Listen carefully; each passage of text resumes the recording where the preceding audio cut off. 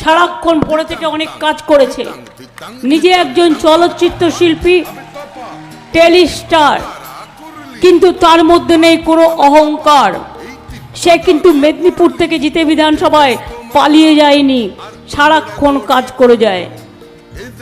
আপনাদের মেদিনীপুরের যিনি এমপি ছিলেন তাকে সরিয়ে দিতে হলো কেন?